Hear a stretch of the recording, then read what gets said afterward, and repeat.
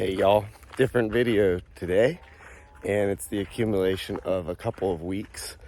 Very different place than where most of my videos are taken. I'm in South Africa at Favor Farm on a 9-day Regen Ag course, meeting lots of interesting people from around the world and wanting to just show some clips and share some thoughts on this week and bring that experience to you all as best I can. So let's get into it.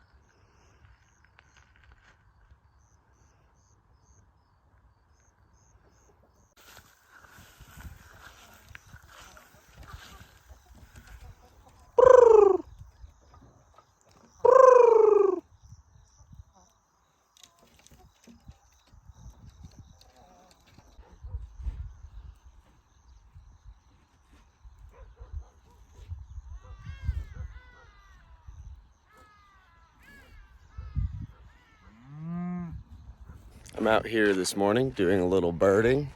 It's like almost becoming a newbie again when you go to a totally different country and continent for that matter for the first time. Learning the birds and coming out here at dawn to walk around and see the landscape and learn through observation. And that's a lot of what this course is about. The general premise is walking through a very consistent and logical framework for designing landscapes, particularly in a farm context, using the keyline or yeoman's scale of permanence as the general framework for how we're working through the material, all the way from gathering climate data to water systems, tree systems, agroforestry, and on down the line to the micro and enterprises, soil, etc. So there'll be some clips throughout the video sharing some of the teaching, but I'm very grateful to be here with such a lively and wonderful cohort of other students on the course. Most folks here are from South Africa, but there's a mix of folks from other countries in Southern Africa, a bit from Europe, a couple of us Americans, and it's just been great so far. So we have local manufacturers of precision hand seeders, but it's very heavy. It's made out of metal, and I'm struggling with it. So I mainly use the Earthway seeder. We do have a Chinese knockoff of the, what's it called, the green one. I don't have any rain, but if we have rain, we leave it. But it is, so we've gone through a very dry season now, and we've run out of water. So it is, what we do is we take poor seedling mix or poor compost, and then we sift it, and then we fertilize our seedlings. We don't have a complete seedling mix.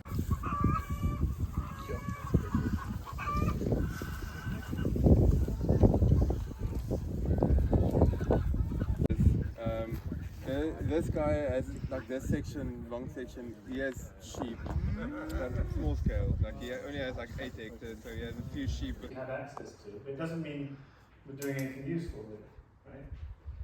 So information is not enough, we need pattern language. Well, you can do that on your own.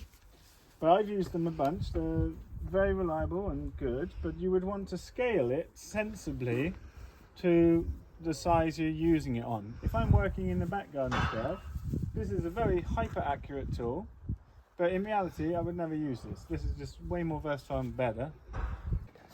Compost which is suitable for intensive application. and then make it usable for broadacre application. I'm not a big fan of applying compost over broadacre farms. It's incredibly inefficient. Sticking it down on the back of a truck, like, it's much easier to make water liquid extracts and spread them, or liquid. Isn't it anti-clockwise? Now we can add, there's sugar here. I'm doing it.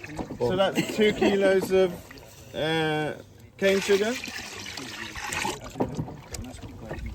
And we have 3 kilos of the rock dust. It's actually a very nice rock dust, I would say. Splashback.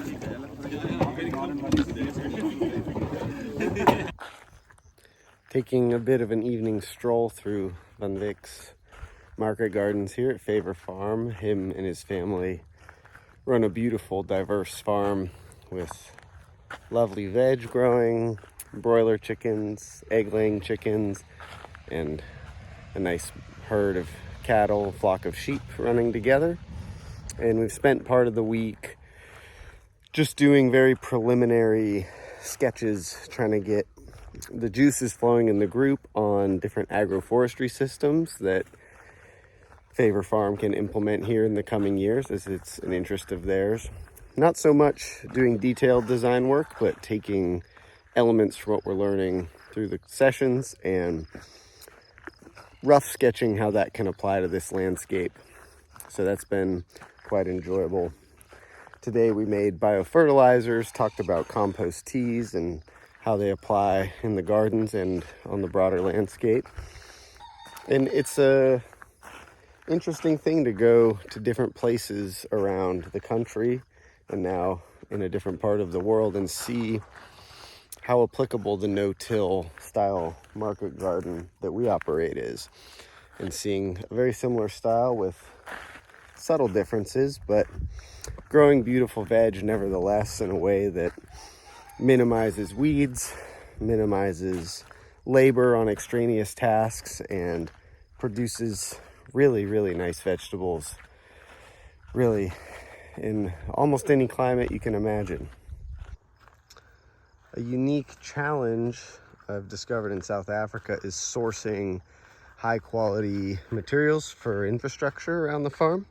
And while they've done a good job, it's something I've learned to not take for granted in the US context, how easy and available it is to get things like proper hoop houses and irrigation equipment and raw materials like compost. It's something that is a struggle in a lot of places around the world.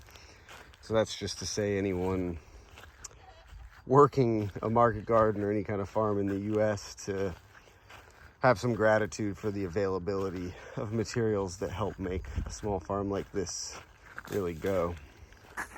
But on that same note, people seem to be a lot more resourceful with the materials they do have around. And particularly in a dry climate, which is not what I'm used to, where I live and farm. But the amount of solar powered systems on this farm and the amount of rainwater catchment that exists are things that, at least in my experience in the American context, we take these things for granted, like being tied to the grid or having constant access to water out of a well or municipal sources.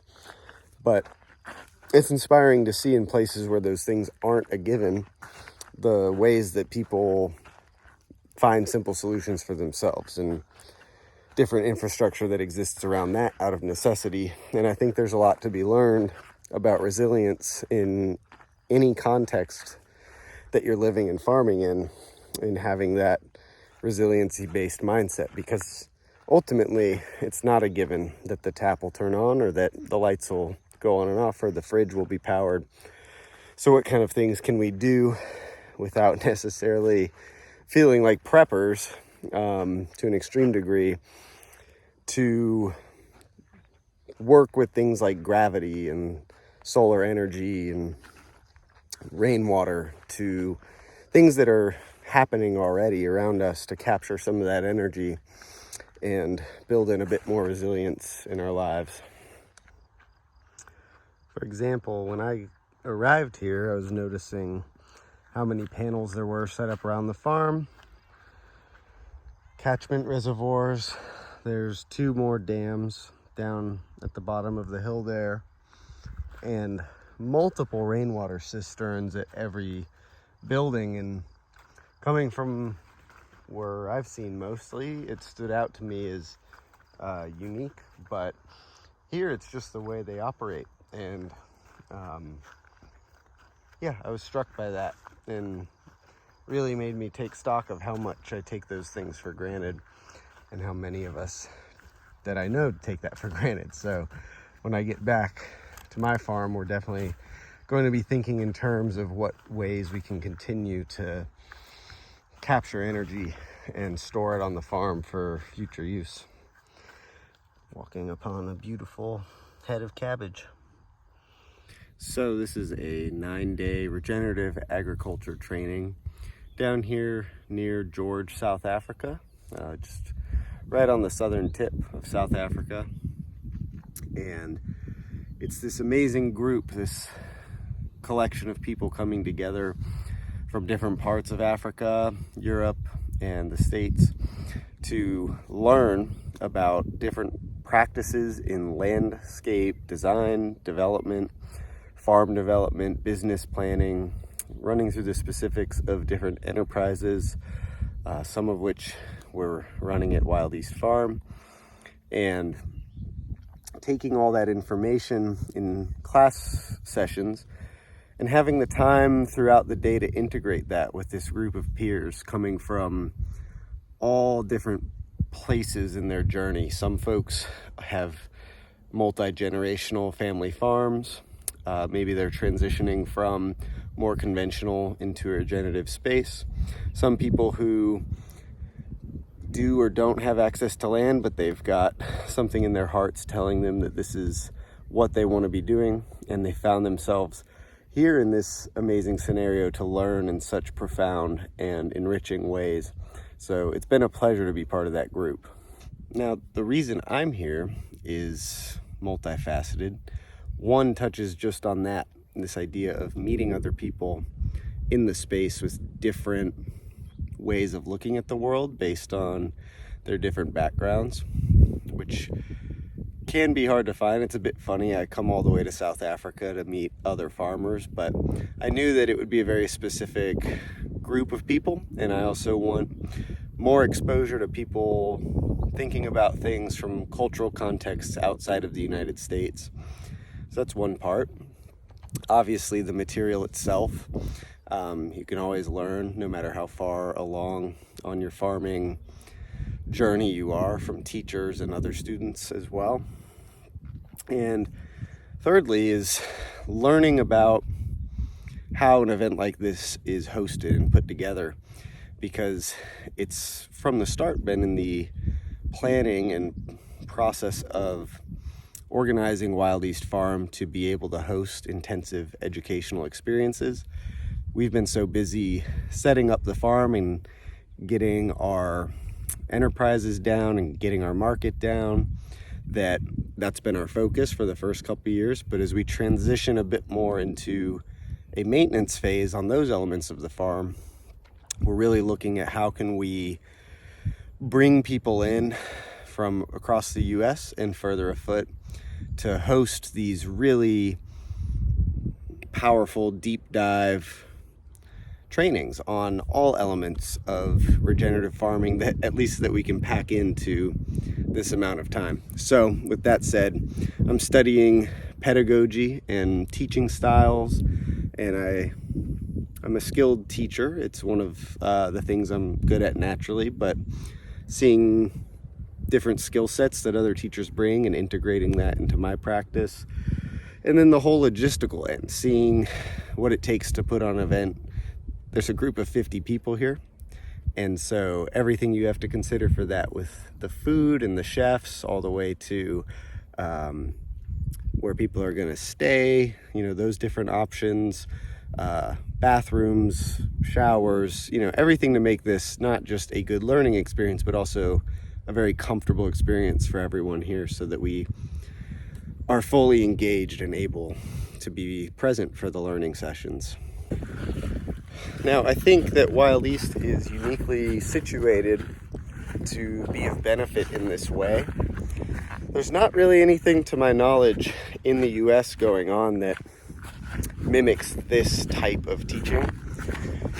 There are long-term internship programs at farms. Certainly there's workshops and conferences and weekend-long intensives on specific topics. But this is bringing forth a concept of going from the very big picture of agricultural history, bringing it to where we are now, and step by step in a very methodical way, taking that down to the practical element of how different people can contribute and create good businesses. Just a nice view of the dam and the mountain range that has been overlooking us this whole time. So beginning in 2026, we're looking to start hosting longer form, intensive educational experiences. Anything from pastured poultry, modeling after the systems that we've integrated that work quite well and are effective for us both economically and ecologically, market gardens, and growing veggies in the style that we so much like to do, and then educational experiences like the one I'm on right now that distills a lot of information into a relatively short amount of time and at least gets people set off on the right trajectory, knowing what to look for, knowing how to learn about all of this, and hopefully giving them a good sense of what it's going to take to either start up their farm business or move into a more regenerative space than perhaps they're currently operating in. So I've been talking to Richard here during the course about having him out to Wild East in 2026, and him and I co-teaching and co-facilitating a course of this nature at the farm and bringing this experience to farmers in our region, farmers across the country, and those who are willing to travel to come see the systems working at Wild East and learn about how they can apply these things and a whole array of regenerative enterprise on their land base. So we're very excited about that prospect, and we'll certainly keep you tuned as to how that plays out. For those of you who don't know, Richard Perkins is a very well-known farmer and educator in this space for over a decade, several decades at this point, and the information he's put out has been monumental in my learning process. So highly recommend the work that he provides to the farming community. And the other teacher, Gerardo, is a Mexican land designer and consultant doing really amazing work on keyline agroforestry systems, business planning, a whole array of things in a very unique dryland ecological kind of climate he's working in. So those two have been tag teaming the sessions as teachers and bringing different perspectives on similar topics and really creating a robust experience for those of us who are here. So, you know, those are some of the things I'm looking for and learning from, of what patterns in this kind of experience make for something that's as profound and meaningful as possible in a condensed amount of time. And I think they've done a very good job with that during this 9 days. So those are just some clips from the week, and I've had a really nice time, like I said, getting to know everyone and learning so much. But be on the lookout here for Wild East hosting really information-rich and impactful educational experiences as we move the farm from just a production farm to also integrating these kinds of educational experiences as well, with the goal of being of the greatest benefit that we can to the whole of the farming community. So there will be updates as progress comes along on that, and I appreciate all of the support coming from this channel and from all of our customers.